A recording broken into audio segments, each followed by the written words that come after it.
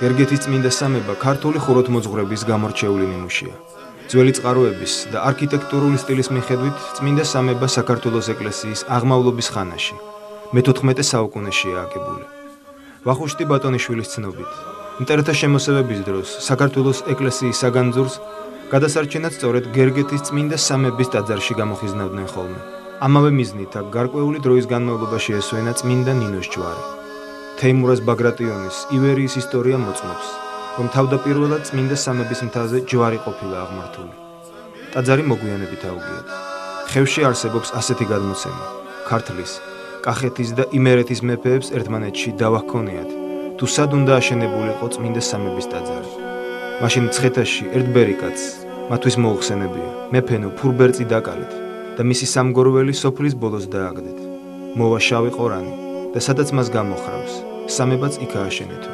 მეფეები ასეც მოქცეულა, ყორანი მოფრენილა და წაუღია სამგორველი. ბევრად ხალხიც თან გაჰყოლია. ანანურის თავზე ყორანს დაუსვენია და აქ წმინდა სამების ნიში აუგიათ. ყორანი აქედან ბიდარის მთაზე დაფრენილა და აქაც ჯვარი აღუმართა.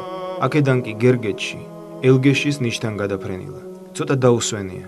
ბოლოს წმინდა სამების მთაზე დაუგდია, რის შემდეგაც ამ ადგილზე ტაძრის საძირკველი გაუჭრიათ და დაწყებულა მშენებლობა.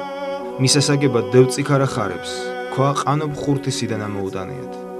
ეს სოფლები ტაძრის მშენებლობის ადგილიდან 15 კილომეტრით არის დაცილებული. კალატოზებისთვის წყალი მეცხვარეს უზიდია. წყაროს დღესაც კალატას წყაროს უწოდებენ.